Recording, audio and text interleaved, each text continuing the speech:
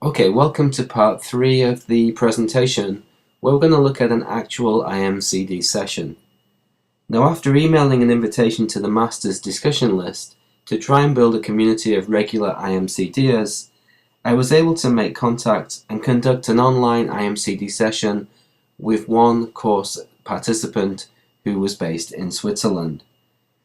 Now, at the beginning of the session, there's opening and small talk, and a lot of explanation about what IMCD is, how to go about an IMCD session, and laying down the ground rules.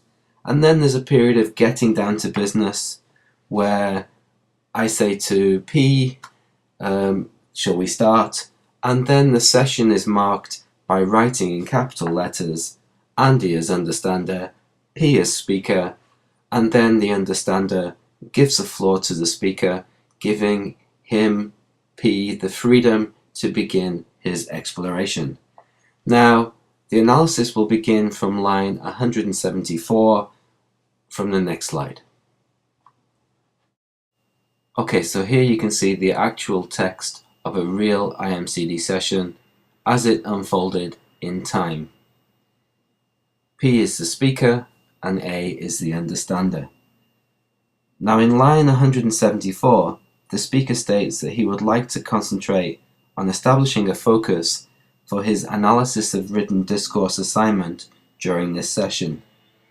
He identifies his first problem of being the lack of literature available in the chosen area.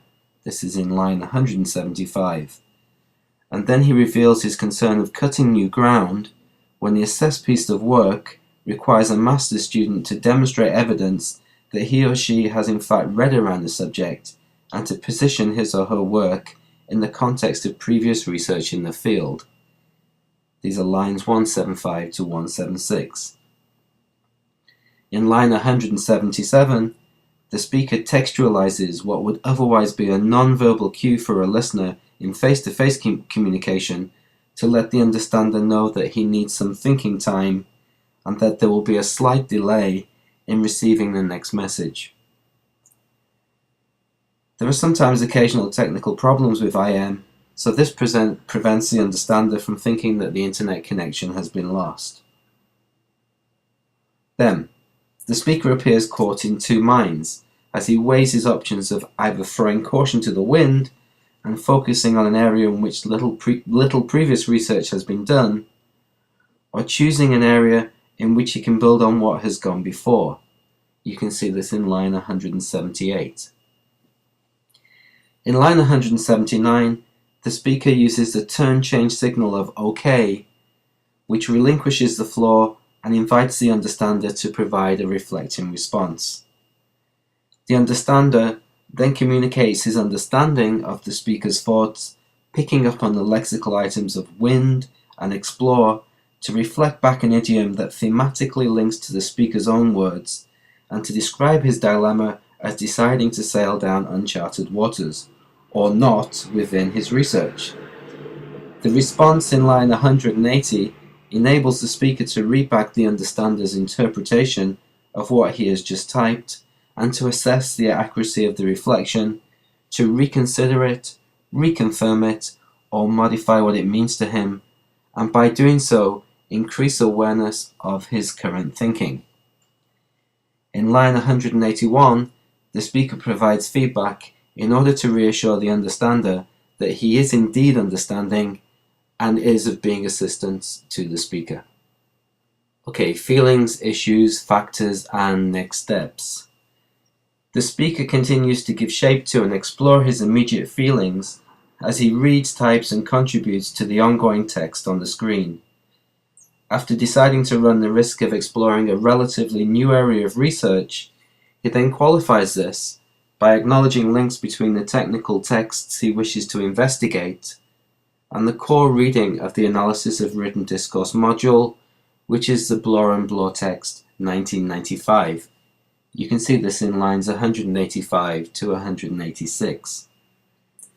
This helps the speaker to articulate an area that is important to him and important to his work context, to explore why technical texts tend to be difficult for L2 learners. This is in line 187. The speaker then moves on to identify a second problem which has been holding him back. The speaker is concerned with his previous knowledge and experience as an engineer, having created an overflow of ideas and subjective or anecdotal data, which has in turn contributed to his inability as yet to narrow his focus. This is lines 188 to 190. In lines 191 to 194, we can see a big significance as the speaker begins to make steps forward in the IMCD session by stating a possible plan of action to analyze the data collected so far, to select one specific area that emerges from it, and to save other foci for later research projects. In lines 197 to 198, the understander provides a clear summary of the speaker's ongoing ideas, concerns, feelings, and decisions. Although the understander checks for confirmation that the reflection was correct in line 198, as the speaker is new to IMCD, he forgets to provide direct feedback on the response in lines 198 to 200. Instead, he returns to the problem he first mentioned in lines 175 to 179. If you want to go back on YouTube, that would be fine. And picking up and repeating the understander constructed phrase, "go it alone," line 197. He picks up on this phrase to recognize and confirm that this is not the direction he wishes to take with his assignment. You can see this in lines 200 and 201. In line 202, the speaker realizes he can utilize the reading he has done in other areas to inform and advance his research of technical English. The question in line 203 sees the speaker seeking a move from a position of confusion to one of clarity of thought. Rather than answering this question directly and risking any chance of inputting his own perspective on the matter, the understander chooses to reflect by paraphrasing what the speaker has just communicated. The reflection is in line 206, and by doing this, the speaker is then enabled to decide for himself whether or not he is indeed making sense. Moving away from the understander's reflection regarding secondary source data, the speaker makes it clear that he wants to focus on the question of what aspect of the technical text to analyze for his assignment. This is in lines 208 and 209. He identifies that he has had problems staying within the boundaries of the course module and has strayed towards researching pure grammar as opposed to textual analysis. The module is, of course, analysis of written discourse, so he needs to stay within that boundary. The speaker then acknowledges that he has needed to adjust his original thoughts and his original ideas to ensure that he is actually drawing on and demonstrating knowledge of the various approaches presented in that module. You can see this in lines 211.